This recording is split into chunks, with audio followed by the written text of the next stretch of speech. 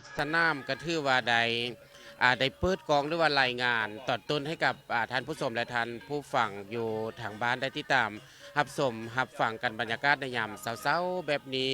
ข้องบุญโลลาดหรือว่าลงตลาดนัดแบบมวลส่วนทีล่วงพระบางเมือง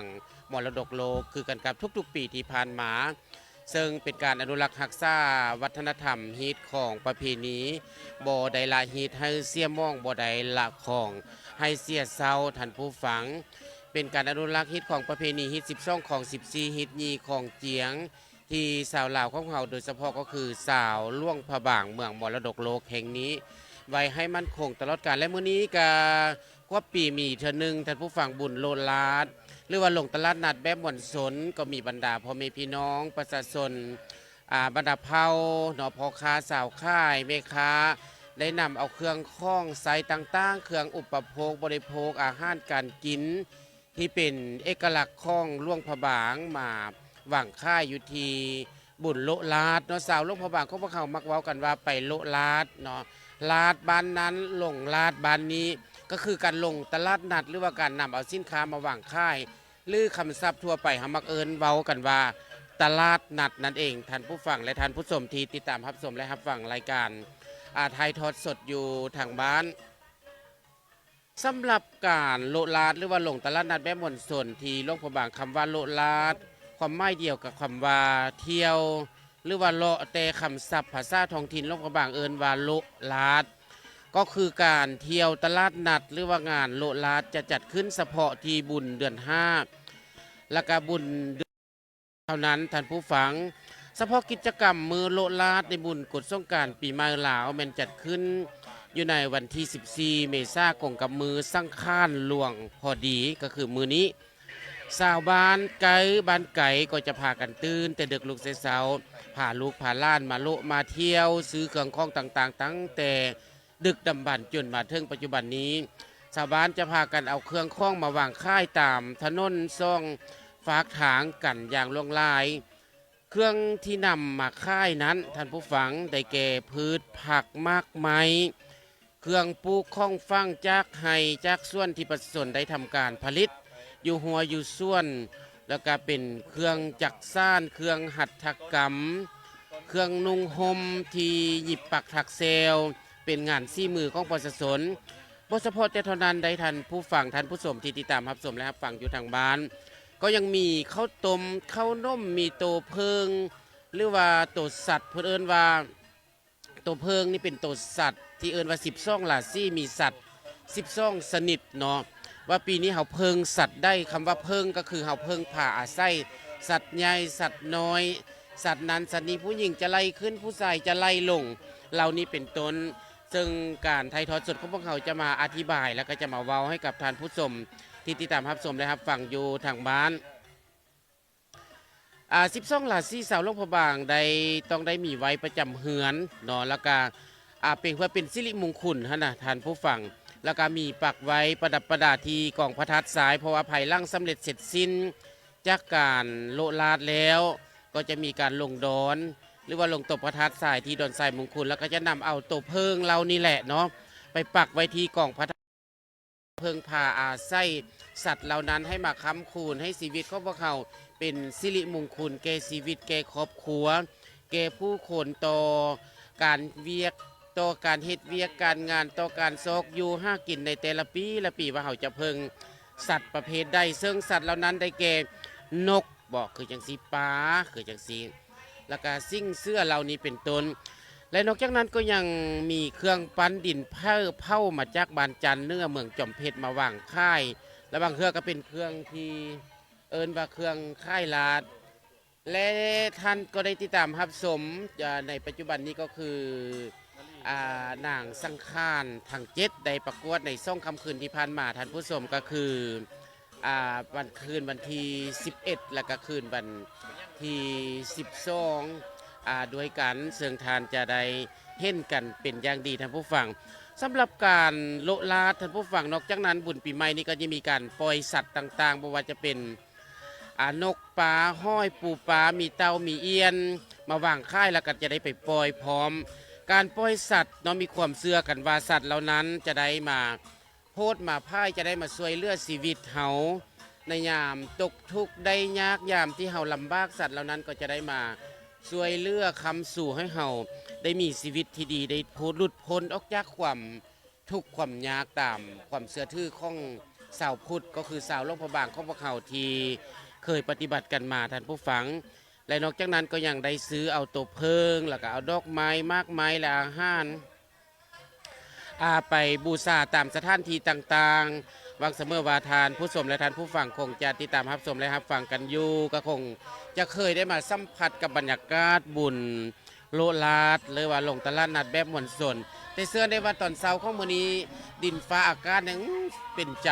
ท่านผู้ชมเนื่องจากว่าบ่มีแดดสดส่องยังลงมาเถื่อเขายังครึ้มอย่างอากาศยังเยือกเย็นกันอยู่เนาะสำหรับท่านได้ที่จะมาแต่เช้านี่ถือว่าสะดวกสบายแต่ตอนช่วยมานี้บ่แน่ใจว่าจะมีแดดกาแดดแห้งบ่ฉะนั้นการที่จะมาต้องมีหมวกมีกดมีคันห่มมาน้ำแล้วสำหรับท่านที่จะมาเที่ยวกับเบิงเมียนบัดจัดแจงเฮือนสารบันซองกันแดท่านผู้ชมเนื่องจากว่าประตูปองเยี่ยมคือจังซี่หรือว่ามีผู้เฝ้าเฮือนบอกคือจังซี่หรือว่ามาแต่เช้าแล้วเปลี่ยนกันไปเปลี่ยนกันมาตามประเพณีบางคนก็มาซื้อเครื่องอยู่ของกินแล้วก็กลับคืนไปตอนหับแขกหับคนแขกบัดเตบันไก่บันไก่บันไตบันเนื้อมีผักเข้าผ่าน้ำจะได้กินข้าวหอมผ่ากินปากหอมตอนกันเหล่านี้เป็นต้นโดยเฉพาะก็คือมื้อนี้นโฆษกทางซ่องที่บรรยายก็คือมีแซงแก้วประเสริฐกุลพร้อมด้วยจันทีวรรณพลจากสถานีวิทยุโทรภาพพวกเขาแต่ละปีเนาะจันทีพวกเขาก็ได้มานำเสนอข้อมูลข่าวสารบรรยายเกี่ยวกับวัฒนธรรมฮิตของประเพณีโดยเฉพาะสาวโลกพระบางของพวกเขานี่แหละมาให้กับทุกท่านได้ติดตามรับชมและรับฟังไปพร้อมๆกันเจ้าและนี้ก็คือภาพบรรยากาศโดยรวมอยู่ที่ตัวหน้าน้ำพุเนาะซึ่งจะจัดพิธีเปิดพิธีอย่างเป็นทางการอีกบ่ฮอดได้ข้างหน้านี้ซึ่งภาพนางสังขารทั้ง7นางสาวซึ่งจะเป็นตัวแทนให้แก่พญากบินลูกสาวพญากบินละพรมที่จะเอาหัวของพ่อไปหดทรงนี่ก็คือภาพมุมสูงเนาะเทวาอยู่ที่เส้นทางกลางเมืองที่จัดให้มีงานลงตลาดนัดแบบมวลชนก็ถือว่าปัจจุบันนี้โอ้ยมวลชนกำลังนั่งไล่กันเข้ามาก็ถือว่าในคณะนี้เนาะอย่างบอฮอนอบเอากันเถื่ออย่างบอแดดกันเถื่อสนันก็สามารถมาซื้อมาจับจ่ายผลิตภัณฑ์ต่างๆปีนี้ก็ถือว่าเห็นแม่ค้าสาวขายนำเอาเครื่องปลูกของฟังเครื่องจักสานหัตถกรรมปักถักแซวตำฮุกถอใหม่หลากหลายกันเลยที่มาบางขายอยู่ตลาดนัดแห่งนี้เนาะและวันนี้ถ่ายทอดสดโดยทีมงานซอยซาโปรดักชันร่วมกับสถานีโทรภาพแคว้นพะบางท่านผู้ชมทางบ้านรับชมอยู่ในขณะนี้ติดตามอยู่ที่แขวงดาวเมืองได้ก็สามารถที่ว่าคอมเมนต์กันเข้ามาเนาะอยากอวยพรซึ่งกันและกันผ่านทางซื้อของพวกเราก็สามารถคอมเมนต์กันเข้ามาได้เด้อว่าติดตามรับชมอยู่ในขณะนี้อยู่แขวงดาวเมืองดาวและแขวงของบัตรบ้านของทานนั้นจัดกิจกรรมอย่างเดนก็สามารถที่ว่ามาแลกเปลี่ยนกันได้นอกข้อมูลข่าวสารอยู่แต่ละแขวงนั่นเองสำหรับจุดใจกลางของบุญโลลาหรือว่าลงตลาดนัดแบบมวลชนนี้ก็คือน้ำพุนี่นั่นเองท่านผู้ชมเนื่องจากว่าตลาดนัดนี้ได้ตั้งมาตั้งแต่ตอนหน้าอนุสาวรีย์ประธานไก่ซ้อนผมวีห้านจนฮอดพี่แหละหน้าหงแซกเนาะที่เฮามักเอิญกันแต่เว้าเรื่องสถานที่โดยเฉพาะก็คือถนนหนทางนี้อย่างปลอดโปร่งโล่งเย็นสบายอยู่อย่างพอไปพอมากันอยู่ว่าตอนเช้าแบบนี้ก็ถือว่าอย่างบ่แออัดกันเถื่อเนาะจันทีไปมาสะดวกสบายบางคนก็มาซื้อข้าวต้มข้าวนมมาซื้ออาหารกันกินบางคนก็ซื้อสัตว์ไปปล่อยบางคนก็มาซื้อเครื่องอุปโภคบริโภคตามเงินไขของแต่ละคนแล้วก็กลับบ้านไปคืออย่างซีเกี่ยมเพราะว่าตอนช่วยจะมีการตบพระทัดสายที่ดอนทรายมงคลเนาะฉะนั้นบรรยากาศในปัจจุบันนี้ก็ถือว่าเกี่ยมรอท่าทางคณะประธานนกแขกผู้ใหญ่เนาะเพิ่นจะมาเปิดพิธียังเป็นทางการฉะนั้นความเกี่ยมพร้อมก็คือนางสร้างข้านทาง7เนาะตัวแทนของลูกสาวพญากบินละผมก็ได้เกี่ยมพร้อมตลอดถึงคณะกรรมการจัดงานบุญหรือว่าจัดงานบุญลอลาดคือจังซี่ท่านผู้ชมและนอกจากนั้นท่านผู้ชมก็จะได้ติดตามรับชมโลซื้อเครื่องข้องจากบรรดาอาหารต่างๆอยู่ในบรรยากาศของบุญโลลานี่ถือว่าสินค้าแต่ละชนิดนี่ก็มีโปรโมชั่นคือจังสีบางคนก็ยักมาเอาเครื่องที่ว่ามีโปรโมชั่นยักมาเอาสินค้าที่ลดราคาคือจังสีบางคนก็ตั้งยักมาเปิดหูเปิดตามาเบิ่งบุญโลลา ถือว่าเป็นเอกลักษณ์เฉพาะหลวงพระบางบ่คือผ้าแล้วก็บ่มี เจ้าแม่แล้ว ผ้าคือจังซี่ เจ้าแม่ อัน น เว้า แล้ว เรื่องอาหารก็แซ่บโอคือจังซี่ไปโอคือจังซี่งามแท้โอคือจังซี่เนาะจันที เจ้าอันนี้ก็คือว่าต้องติดปากของสาวลำพาบางกันอย่างแน่นอนเนาะไปสร้างมาใส่ก็ต้องมีคำว่าโอนั่นเองเนาะและถือว่าทุกๆปีเนาะที่จัดให้มีการลงตลาดนัดแบบนี้2 ครั้งเนาะก็คือว่าบุญกุศลสงกรานต์ปีมาลาวและบุญเดือนเก่านั่นเองเนาะซึ่งก็เป็นฮิตของประเพณีฮิต12ของ14ฮิตนี้ของเจียงที่ปฏิบัติกันมาบ่ได้ขาดก็อย่าลืมความสืบสานประเพณีอันดีงามนี้ให้คงอยู่คู่กับลูกหลานของพวกเฮาตลอดไปในภายภาคหน้า เพราะว่าสิ่งที่ดีงามนี้บ่อยากให้หดหายไปจากที่ว่าสังคมของพวกเฮาเนาะทุกมือนี้มีสิ่งย่อทอหลายๆอย่างเกิดขึ้นฉะนั้นสิ่งที่พวกเขาควรแก่การอนุรักษ์รักษาก็คือฮิตของประเพณีอันดีงามที่เป็นเอกลักษณ์ของท้องถิ่นเนาะอยู่แต่ละแขวงก็มีเอกลักษณ์ที่แตกต่างกันไปคืออยู่ที่นครพะบางเมืองมรดกโลกก็เช่นเดียวกันเนาะแซงแก้วก็จะมีฮิตของประเพณีอันดีงามที่ว่ามีประกวดนางสักข้านี้ถูกแพงแต่สำหรับอยู่ที่นครพะบางแล้วก็ถือว่าเป็นนครที่ว่าตนแบบเป็นนครที่ว่ามีความอ่อนซ้อยสวยงามเบาเรื่องที่ว่านางสังขารกันแล้วก็ขึ้นซื้อหรือนามของสาวโลกของพวกเราที่จะได้เข้ามาเที่ยวชมซึ่งก็เป็นอีกจุดหนึ่งที่สามารถดึงดูดเอานักท่องเที่ยวเข้ามาเที่ยวชมแหล่งท่องเที่ยวสถานที่ต่างๆฉะนั้นเนื่องในโอกาสบุญตุสงกรานต์ปีใหม่ลาวปีนี้ก็ขอให้ทุกท่านนั้นหักษาได้ฮิตของประเพณีกันแล้วก็อย่าลืมจะออกไปลินซ่ามาซ่าก็หมดฟืนหมดไฟให้หมดเสียก่อนจะออกไปที่อื่นเพื่อความบ่ประมาทโดยเฉพาะก็แม่นการเกิดอัคคีภัยไฟไหม้บ่เนาะฉะนั้นแตงอยู่ห้องข้าวครัวกินก็ทอดปักเสียบออกเนาะแล้วก็หมดฟืนหมดไฟก่อนจะไปโลกไปเที่ยวเด้อ เจ้าก็ต้องขอขอบใจกับผู้ที่ให้การสนับสนุนเนาะทีมงานซอยซาโปรดักชั่นแล้วก็การถ่ายทอดสดผ่านทางเพจของซอยซาโปรดักชั่นแล้วก็ติดตามรับชมการถ่ายทอดสดจากเพจสถานีโทรภาพแขวงหลวงพระบางกันได้ต้องขอบใจกับผู้สนับสนุนการถ่ายทอดสดบ่ว่าจะเป็นบริษัทลาวโทรคมมนาคม บริษัทเบียร์ลาวจำกัดรัฐวิสาหกิจการบินลาวคำเศร้าสปอร์ตแวร์ห้านค่ายเครื่องกีฬาแล้วก็พิมพ์หลายห้านอาหารทีโลลาวหกพัตราหกแฮมฮิริดาราสถาบันการเงินจุลภาคที่หับฝากเงินหับฝากแล้วก็สินทรัพย์เมืองเนื้อจำกัดส่วนอาหารเบสคาเฟ่ล่วงพะบางหานตีเงินโพธิศักดิ์หานคาเฟ่ฟูมราบีเครื่องสำอางแบรนด์ซันปัจจุบันนี้เนาะบรรดา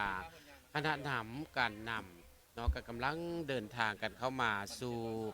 บอนที่ว่าจะเปิดจัดงานโดยเฉพาะก็คือลูกสาวพญากบินและผมต่างหน้าโดยนางฮักเซทีวีเนาะเทพธิดาองค์ที่3กันรอท่าคณะนำการนำหรือว่าผู้แทนของพวกเขาที่จะไปเปิดพิธีอยังเป็นทางการปัจจุบันนี้เพิ่นกำลังทยอยเดินกันสมบรรดาผลิตภัณฑ์สินค้าเครื่องอุปโภคบริโภคเครื่องกสิกรรมต่างๆที่ประชาชนมาวางค่ายอยู่ตามท้องถนนโลลาดในตอนนี้ท่านผู้ชม เจ้าและเข้าร่วมในงานโลตลาดนัดเบิ่งภาพบรรยากาศและก็ซื้อผลิตภัณฑ์ต่างๆก็มีทางการนำโดยเฉพาะก็แมนอดีตนายกรัฐมนตรีท่านสมสวัสดิ์เล็งสวัสดิ์ก็ได้เข้าร่วมทุกๆปีกันเลยเนาะนอกจากนั้นก็มีท่านคำขั้นจันทวีสุขนั่นเองก็ได้เข้าร่วมเช่นเดียวกันและก็ยังมีท่านที่ว่าการนำของแพงของพวกเฮาและก็นักขนมผ้าบางโดยเฉพาะก็แมนท่านบุญเรื่อง ท่านบุญเรื่องมณีวงศ์ เจ้าแม่น เจ้า แล้ แล้ว วก็มีอดีตรองนายกรัฐมนตรีก็คือท่านส้มสวัสดิ์เล็งสวัสดิ์แล้วก็มีอดีตเลขาพรรคแขวงก็คือท่านคำขั้นจันทวีสุขแล้วก็มีการนำผู้อื่นที่สำคัญเนาะฮักเกียรติเข้าห่วมไกลจะเปิดงานของพวกเขาอย่างเป็นทางการกันแล้วประชาชนพ่อค้าสาวค่ายแม่ค้าต่างๆก็ต่างก็มีความปิติซุมซื่นหอยยิ้มแย้มแจ่มใสกันเนาะที่บรรดาเห็นทางคณะนำก็ให้ความสำคัญกันทุกๆปีในการมาเยี่ยมยามในการมาเปิดตลาดเพื่อเป็นสิริมงคลนำพาประชาชนมีความเบิกบานมวลซื่นเนาะค้าขายง่ายมือเพื่อให้เศรษฐกิจของโลกพะบางเพราะโลกพะบางเป็นเมืองยอดนิยมแห่งการท่องเที่ยวแล้วก็ได้รับหลายๆรางวัลแต่ละปีเนาะซึ่งเป็นเอกลักษณ์และก็เป็นที่ดึงดูดบรรดานักท่องเที่ยวแขกภายในและต่างประเทศโลกพะบางเป็นเมืองพักผ่อนหย่อนใจโลกพะบางเป็นเมืองพักผ่อนหย่อนอารมณ์ให้แก่ บรรดาแขกคนแขกทางภายในและต่างประเทศเป็นจุดหมายปลายทางที่จะมาท่องเที่ยวหลวงพระบางนับมือนับไล่ขึ้นปัจจุบันนี้กันนำก็เดินทางมาเทิงจุดต่อหน้าวัดถาดน้อยกันแล้วไกลจะฮอดน้ำพุเนาะฉะนั้นพิธีกาจะไกลจะเปิดขึ้นอย่างเป็นทางการกันแล้วจันทีและก็ต้องขอขอบใจกับปังทองเบเกอรี่สถาบันการเงินจุลภาคที่รับฝากเงินจำปาสักจำกัดหลวงพระบางพิพิธภัณฑ์เมออนร้านกาแฟซีนุกดีไอเดียปลายรายการพิมพ์เมตาการศึกษามามีจอมควนผลิตภัณฑ์สำหรับเด็กแล้วก็บริษัทท่องเที่ยวมณีหุงเหืองฮันกาแฟทรีคอปโฮงพิมพ์ไหลไปลงพระบางบริษัทพีทีพีจำกัดผู้เดียวบริษัท SCC สำรวจออกแบบและที่ปรึกษาจำกัดธนาคารการค้าต่างประเทศลาวมหาสนคลินิกภาคการอโครเวทและก็เทพบรรษาผักเครื่องและก็ฮันเซาเครื่องนวลแอนติกนั่นเองที่ว่ามีหลายบรรดาบริษัททางหารที่ให้การสนับสนุนการถ่ายทอดสดของซอยซ่าโปรดักชันในมือนี้นั่นเอง เจ้าทีมงานซอยสารและสถานีโทรภาพก็ต้องขอขอบใจทุกๆภาคส่วนที่ให้การอุปถัมภ์ทางงานนี้เกิดขึ้นใดกระยอนทุกๆภาคส่วนความแห่งความใจกันให้การอุปถัมภ์เป็นการเทวาปกปักรักษาเสริมขยายที่ของประเพณีอันดีงามของสาวนครหลวงพระบางของพวกเราให้คงอยู่คู่กับสาวนครหลวงพระบางของพวกเราตลอดไปนั่นเอง และถ้าว่าสิ่งสำคัญเนาะท่านผู้ชมทางบ้านที่จะมาเบิ่งพระเลาะมาเที่ยวตลาดนัดปีหนึ่งมีหนึ่งครั้งต้องมาให้ได้เพราะว่าพอเทิงเดือน5ก็แล้วก็หลายๆทานก็คงจะได้เกี่ยมเครื่องนุ่งเนาะเครื่องนุ่งมา ต้องได้ซื้อเมียนบอแซงแก้วซื้อและสิ่งสำคัญที่คาดบ่ได้คือเสื้อซีซั่นต่างๆเนาะเป็นเอกลักษณ์ที่ว่าบุญกุศลสงกรานต์ปีใหม่ลาวกันฉะนั้นการยื่นบุญกุศลสงกรานต์ปีใหม่กันนี้ก็ต้องระมัดระวังกันแด่โดยเฉพาะก็มันการหดน้ำหดในกันนี่แหละต้องข้ออนุญาตแล้วจึงค่อยหดน้ำเนาะเป็นการที่ว่าข้อขมาดหรือว่าข้ออนุญาตซึ่งก็เป็นมารยาทที่ดีของสาวเมืองของพวกเราที่ปฏิบัติกันมาถ้าสมกับว่าเป็นสาวนครพระบางเมืองมรดกโลกยิ้มตอนหับแขกไปไทยมาด้วยมิติจิตมิตรภาพอันนิ่มนวลอ่อนหวานและในขณะนี้ก็ถือว่าใกล้จะถึงพิธีเปิดตลาดนัดกันแล้วอีกบ่พอถ้าได้หน้าที่ข้างหน้าก็จะได้เปิดขึ้นอย่างเป็นทางการจากปัจจุบันนี้อีกว่าพอเท่าได้นาทีพวกเขาก็จะเปิดพิธีอย่างเป็นทางการบรรดาคณะนำก็มาฮอสถานที่เปิดงานซึ่งจะมีการตัดแทบผ้าแล้วเราก็ปล่อยปลายและนอกจากนั้นก็จะมีการลั่นคองเกาบาดเพื่อเป็นสิริมงคลให้แก่บุญแต่ละปีเนาะการนบการนบไหว้การกราบกันก็คือว่าเป็นมารยาทที่ดีของคนลาวของพวกเขาเราที่เคยปฏิบัติกันมาแสดงถึงความอ่อนน้อมถ่อมตนแสดงถึงความหักแพงสามัคคีหอยยิ้มก็เป็นสิ่งหนึ่งที่ดึงดูดใจให้แก่แขกต่างดาวเท้าต่างแดนได้มาเที่ยวสมแล้วก็จับอกจับใจไล่ขึ้นปัจจุบันนี้มุมกองของพวกเขาเนาะก็กำลังติดตามพิธีไกลจะเปิดขึ้นอย่างเป็นทางการซึ่งมีคณะผู้แทนหลายๆทานที่เข้าร่วมอย่างเป็นสักขีพยานเพื่อเป็นสิริมงคลในงานนี้จากในคณะนี้ก็ชื่อว่าการนำของแฝงคันสุนกลางและคันนครก็ร่วมทายฮูกนำนางสังขารและก็หลังจากนั้นก็จะได้ตัดริบบิ้นเนาะเพื่อจะได้เปิดพิธีในงานโลกตลาดนัดแบบมวลชนและก็จะมีการตีทองกาบาทเพื่อเป็นสิริมงคลในงานลงตลาดนัดแบบมวลชนอยู่ที่นครพระบางหนังมื้อนี้และหลังจากนั้นตอนบ่ายๆก็จะมีกันที่วัดตุพระธาตุทรายอยู่ที่ฝั่งเมืองจอมเพชรพุ่นแหละฉะนั้นก็อย่าลืมเนาะในการตุพระธาตุทรายนี้ก็เป็นการที่ว่าได้บุญ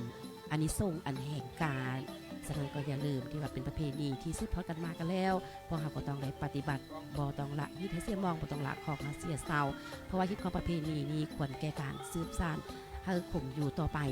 และในขณะนี้ก็ถือว่าร่วมกันถ่ายรูปไปเป็นที่ระลึกและก็จะมีพิธีตัดแทบผ้าหรือว่าตัดริบบิ้นกันแล้ว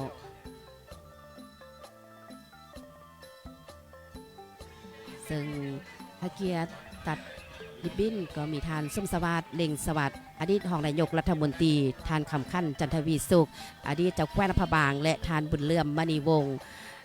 เลขาคณะบริหารงานพักแพงเจ้าและนอกจากนั้นก็ยังมีคณะนำการนำบรรดาทานเจ้านครบรรดาพนักงานกรมกองต่างๆก่อให้เกียรติเข้าร่วมอย่างพร้อมเพรียงและนอกจากนั้นก็ยังจะมีการพิธีเปิดงานมหกรรมก็คือการปล่อยปลายเนาะตลาดนัดหรือว่าบุญโลลาดแบบม่วนสนบุญปีแม่ลาวประจำปีพศ2569พศ2026ที่นครหลวงพระบางเมืองมรดกโลกจัดขึ้นในวันที่14เมษายน2026นั่นเองท่านผู้ฟังถือว่าเป็นกิจกรรมแล้วก็เป็นการปฏิบัติกันมาทุกๆปีบ่ได้คาดผู้จับปลายก็มีนางสังฆานหรือว่าน้องนางเศร้าทาง7น้องนางพร้อมด้วยทานส้มสวัสดิ์เล็งสวัสดิ์และทานบุญเลื่อมมณีวงศ์จะได้พร้อมกันเปิดปลายปล่อยปลายขึ้นสู่อากาศเราเป็นการเปิดพิธีเพื่อเป็นสิริมงคลให้แก่บุญโลลาดในมือนี้ฉะนั้นที่ว่าเป็นภาพบรรยากาศที่สวยสดงดงามและก็ห้าสมในยักษ์ซึ่งปีได้ก็มีขึ้นเชนึงเนาะปัจจุบันนี้ที่ว่าปล่อยปลายเปิดพิธีโลลาดหรือว่าลงตลาดนัดแบบมวลชนกันอย่างเป็นทางการกันแล้วเนาะต่างคนต่างก็มีหอยยิ้มเยี่ยมเจียมไส้แล้วก็มีบรรดาซึ่งมวลชนทางออนไลน์ต่างๆให้การถ่ายภาพบันทึกภาพในมือนี้แล้วก็ให้ความสนใจต่อบุญประเพณีบุญโลลานนี้อย่างล่วงไล่เนาะจันทีจ้าปล่อยไปขึ้นสู่เวทีขึ้นสู่ทองพาก็ถือว่างานเลาะตลาดนัดแบบมวลชนอยู่ที่นครหลวงพระบางเปิดขึ้นอย่างเป็นทางการกันแล้ว และต่อไปนี้ก็จะมีการลั่นคองหรือว่าตีของเก่าบาทเพื่อเป็นสิริมงคลในงานลงตลาดนัดในมื้อนี้เจ้าให้เกียรติลั่นคองเก่าบาทกับเมนทานส้มสวัสดิ์เล็งสวัสดิ์นั่นเองเนาะเถื่อมาร่วมทุกๆปีได้เนาะเพิ่นพนาทานส้มสวัสดิ์เล็งสวัสดิ์เพิ่นให้เกียรติอีกจังหนึ่งเพิ่นก็เป็นคนที่ว่าพื้นท่านล่วงพระบางเว้ากระเสียงล่วงพระบางจ้อยได้นะจันทีเจ้าไม่แล้วเพราะคนท้องถิ่นพระบางนี้จะโฮเลยว่าฮิตของประเพณีแบบใดฉะนั้นเฮ็ดแล้วได้เพื่อให้ภาพบรรยากาศความประทับใจแบบนี้ยังคงอยู่คู่ต่อไปหลายคนก็คงจะได้ยินบรรยากาศของการลั่นคองเก่าบาทกันอยู่เนาะเสียงของที่ว่าดังสนั่นที่ว่าเป็นความประทับใจของผู้ที่เข้าร่วมแล้วก็ผู้ที่ติดตามรับชมและรับฟังกันอยู่ทางบ้านที่ว่าการลั่นคองเก่าบาทก็เป็นอันที่ว่าสิ้นสุดลงเป็นทีแฮปฮอยนอกจากนี้เนาะก็จะมีการถ่ายรูปร่วมกันแล้วก็จะมีการโลสมโลเบิงสินค้าที่พ่อค้าสาวค่ายแม่ค้าสาวค่ายมาวางไว้เพื่อค่ายอยู่ตามบุญโลดร้านหรือว่าตลาดนัดแบบมวลชนอีกตืมที่สำคัญเนาะจันทีสินค้ามาวางค่ายในมือนี้ก็คือมีปลามีห้อยมีเอียนและอีกมือนี้นี่แหละเป็นมือที่ว่าคนจะปล่อยสัตว์ไล่ที่สุดตามการเสื้อทื่อกันเข้ามาว่าการสมมติว่าเขาปล่อยปลาในปีนี้บางคนก็สมมติว่าปล่อยปลาดุกสินะก็จะบ่กินปลาดุกหมดปีคือจังซี่เนาะถ้าสมมติว่าเขาปล่อยเอียนก็จะบ่กินเอียนคือจังซี่ความเชื่อถือเจ้าตัวนี้เป็นความเชื่อถือที่ปฏิบัติกันมานั่นเองก็เป็นกลยุทธ์หนึ่งของพ่อแม่ปู่ย่าตายายของพวกเฮาเนาะถือว่าได้ปล่อยปลาลงสู่แม่น้ำธรรมชาติแม่นก็ถือว่าเป็นการที่ว่าอนุรักษ์รักษาว่าสิ่งให้แพร่ขยายพันธุ์ต่อไปนั่นเองอีกอย่างหนึ่งฤดูฝนกำลังจะมาฮอดก็ต้องปล่อยสัตว์เพื่อให้สัตว์มีการขยายเพราะสัตว์ก็ได้กลายเป็นอาหารของคนเช่นเดียวกันคืออย่างสีถ้าว่าเราบ่ปล่อยสัตว์เหล่านั้นก็จะคอยหมดไปคืออย่างสีความเสื่อถือนอกจากนั้นก็จะปล่อยนกและอีกความเสื่อถือหนึ่งก็เว้าว่าคันเฮาปล่อยสัตว์หรือว่าได้ไถ่ทอดเอาชีวิตของสัตว์เหล่านั้นแล้วในเมื่อเฮาตกทุกข์ได้ยากเฮาลำบากหรือว่าเวลาเฮาพบกับอุปสรรคปัญหาต่างๆความเชื่อของชาวหลวงพระบางว่าสัตว์เหล่านั้นจะมาช่วยไถ่ทอดเอาชีวิตของพวกเขาในยามลำบากยามตกทุกข์ได้ยากยามเจ็บไข้ได้ป่วยพระเจ้าก็จะมาคอยช่วยมาค้ำสู่ให้เฮาชีวิตเฮาดีขึ้นคือจังซี่เจ้าแม่นแล้วและอีกอย่างนึงเนาะบุญกุศลการเดือน5นี้ก็เห็นแม่ค้าที่ว่ามาขายนั่นก็คือว่าเปิดสักคำคุณย่อซึ่งมื้อนี้ก็จะนำซื้อไปปัดเนาะยาวเหือนของพวกเฮาเพื่อเป็นสิริมงคลเนาะปัดแจยาวแจเหือนปัดตัวยาวเหือนของพวกเฮาให้สะอาดงามตาและตอนเช้านี่ก็จะมีหลายๆวัดเนาะที่ว่าจะได้เอาพระพุทธเจ้าหรือพระพุทธรูปลงหดทรงอยู่ตามวัดต่างๆและนอกจากนั้นก็ยังมีที่ว่ามีการเสียคอเนาะจะมีกระทงเนาะกระทงที่ว่าเพิ่นเสียคอเสียน้ำปีมาฟ้ามาเพื่อจะได้หับโศกหับใส เพิ่นก็จะได้มีการเสียขอบบ่ว่าการว่าเฮ็ดกระทงน้อยเนาะจะมีกอกยาข้าวดำข้าวแดงต่างๆหลังจากนั้นแล้วก็จะตัดเล็บมือใส่แล้วก็ไปปล่อยลงสู่แม่น้ำเป็นการที่ว่าปล่อยสิ่งชั่วร้ายทิ่มไปนำปีเก่าปล่อยสิ่งบ่ดีไปนำปีเก่าเพิ่นว่าเป็นการเสียเคราะห์เสียเข็นเสียเคราะห์เดาะน้ำอันใดบ่ดีบ่งามให้ตกไปนำปีเก่าปีแก่ให้มีแต่โชคแต่ไสมีแต่สิริมงคลให้กับชีวิตคันเว้าง่ายๆก็คือชาวพุทธหรือว่าชาวลาวของเฮาก็คันว่าบุญปีใหม่ก็รู้สึกว่าตื่นเต้นมันจะมีความประทับใจในได้ที่มันมาติดพันกันมาตั้งแต่เส้นพ่อเส้นแม่เส้นปู่ย่าตายายเนาะจันทีเจ้าแม่นแล้วถ้าเป็นเด็กน้อยก็โอ้ยเกี่ยมพร้อมเกี่ยมที่จะเปียกเกี่ยมที่จะหดน้ำว่าซั่น พร้อม ซะ เปียกเนาะ แม่ อันถือว่าเป็นความเบิกบานมนต์ซืนของสาวลาวของเขาโดยเฉพาะสาวหลวงพระบางแล้วบัดนี้แรงที่เป็นเอกลักษณ์ทางด้านวัฒนธรรมแท้ๆก็อยู่หลวงพระบางคือจังซี่เนาะฉะนั้นมันมีหลายกิจกรรมเนาะมีวัดวาอาหามล่วงล่ายมีบ้านเรือนที่เป็นแบบทรงเดิมของลาวแล้วก็แบบผสมผสานสไตล์โคโลเนียลของฝรั่งสปางฝรั่งมาปกครองคือจังซี่แบบผสมผสานกันนั่นแหละเนาะ เจ้าไม่แล้ว ใส่บาตรที่ยิ่งใหญ่ที่ล่วงล่ายที่ยาวที่สุดในลาว แม่น ว่าในโลกก็ว่าแม่นเนาะ พระทรงสามเณรก็ถือว่าหลายอยู่ที่หลวงพระบาง ได้ใส่บาตรเนาะสำหรับในกิจกรรมของนางสังฆานหรือว่าลูกสาวทั้ง7ของพญากบิลพรหมนี้ ตอนเช้าข้อมูลนี้ก็มีภารกิจแบบนี้เนาะแล้วตอนช่วยยังลงตบพระธาตุทรายอีกใดจันที เจ้าไปตบพระธาตุทรายอยู่ที่ฟังเมืองจอมเพชร แม่น เพิ่นก็จะจัดให้มีพิธีบาซี่สู่ควันการนำและก็จะมีการตบพระธาตุทราย แล้วก็จะมีการบวชพระธาตุทรายตามฮิตของประเพณีเนาะ เจ้าแล้วก็จะเอาตัวเพิงที่ค่ายอยู่ตลาดนี่แหละเนาะไปปักอ้อมพระธาตุทรายหั่น เจ้า ซึ่งเสื้อทื่อกันมาเป็นสิริมงคลให้แก่ชีวิตเนาะจะได้เพิงสัตว์คำว่าตัวเพิงนี่ก็คือโบโตตัวสัตว์ที่เราเพิงผ่าไส้คือจังสีเนาะว่าปีนี้เราเพิงสัตว์ประเภทได้เป็นพญานาคบอก เจ้า เป็นลาซาซี่บอก เจ้า เป็น 12ราศีนะเป็นสัตว์12ราศี เป็นสัตว์12ราศี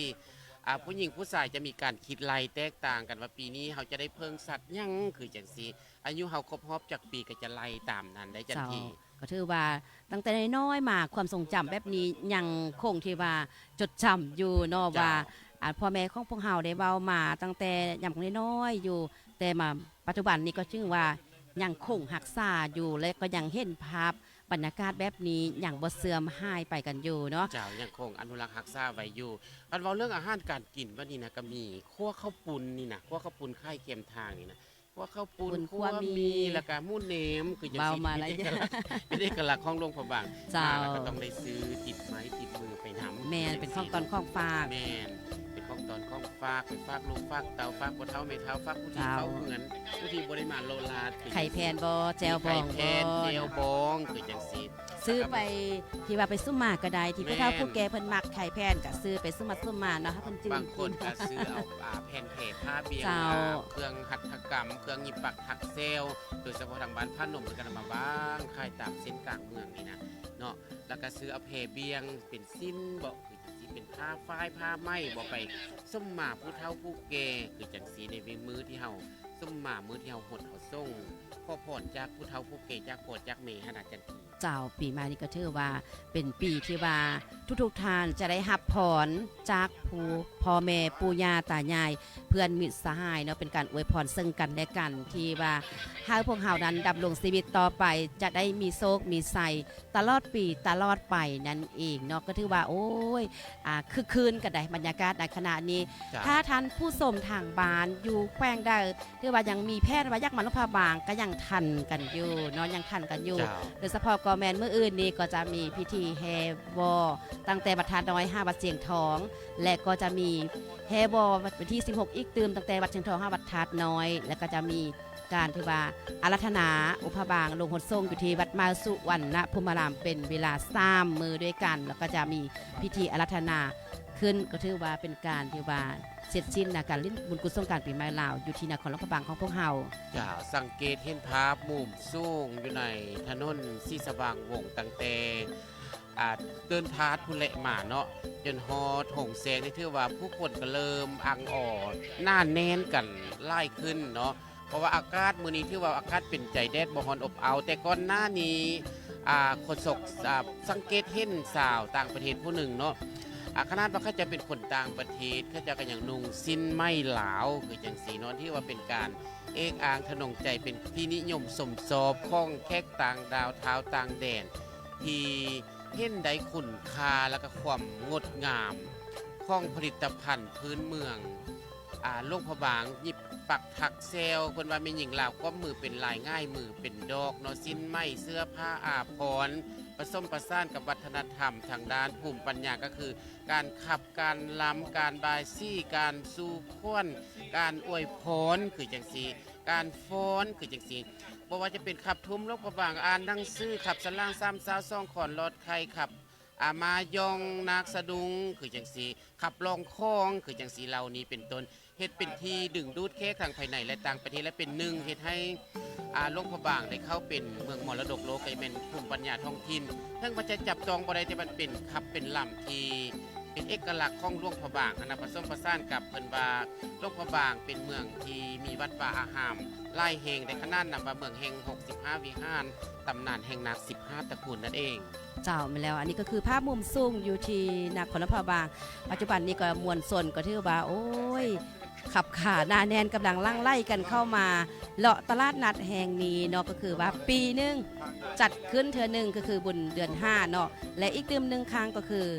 บุญช่วงเหือเดือนเก้านั่นเองนะในขณะนี้ก็คือว่ามวลชนขับขาหน้าแน่นกันกำลังลั่งไล่กันเข้ามาถ้าว่าประมาณโมง10โมง11โมงนี้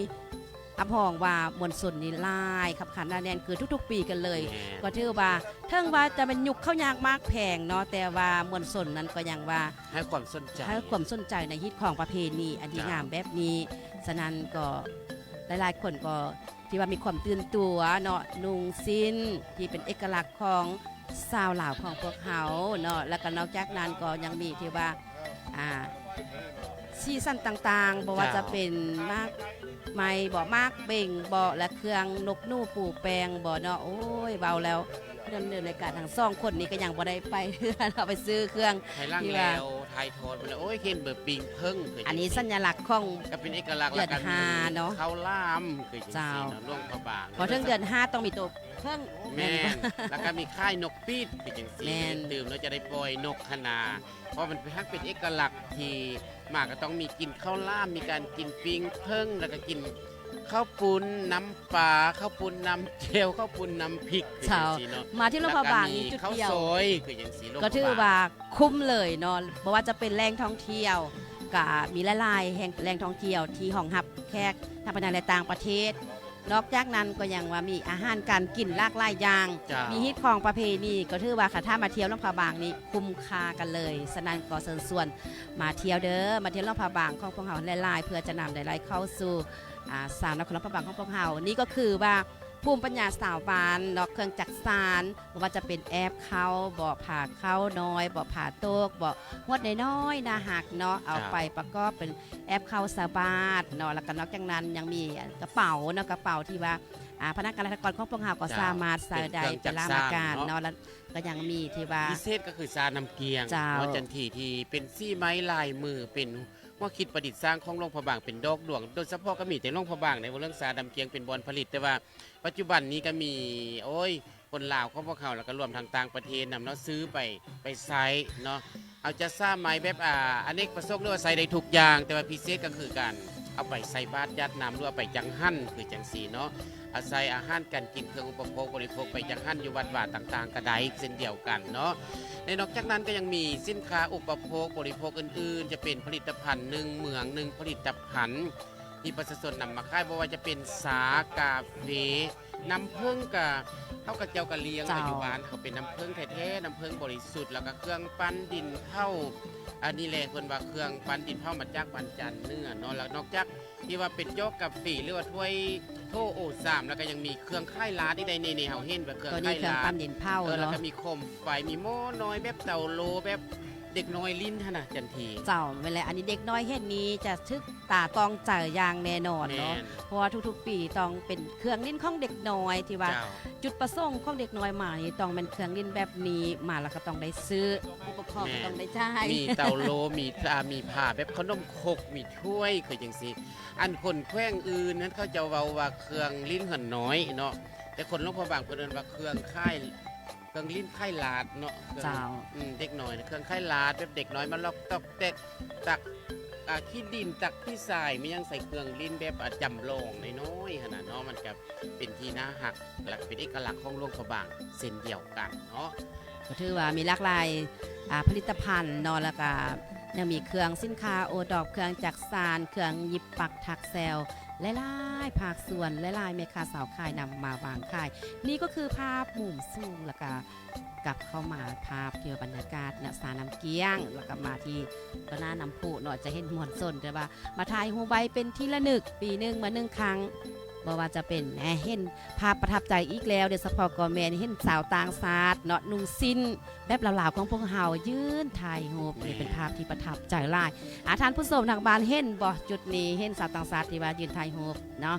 และอันนี้ก็คือว่ามวลชนกำลังลังไล่กันเข้ามา เจ้า ตลาดนัด พยายามเบิ่งว่าจับแค่นรู้ของตัวเองให้ดีหรือว่ามีเบอร์โทรมันยังใส่ธงทรงธงเสือป่ะไปบางเทื่อก็ลงกันคือจังซี่บางเทื่อก็มาบอกให้ทีมงานไทยทอดก็มาประกาศให้เด้บ่เห็นรู้คือจังซี่ก็มีได้เนาะแต่ว่าการไทยทอดสดนี่มันบ่คือการประกาศทางโทรโข่งคือจังซี่เนาะประกาศโทรโข่งก็ต้องไปประกาศวิธีสถานีวิทยุเฮาเนาะแต่ว่าประกาศทางไทยทอดสดนี่ก็คือสิบ่ได้เนื่องจากว่าคนอยู่ภายในนี่จะบ่ได้ยินคือจังซี่